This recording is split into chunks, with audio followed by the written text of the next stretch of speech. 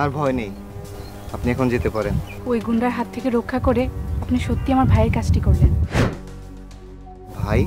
হ্যাঁ ভাই, বিপদে যে বোনের পাশে এসে দাঁড়ায় সেই তো ভাই। ভাই? না না, আমাকে ভাই ডাকবেন না।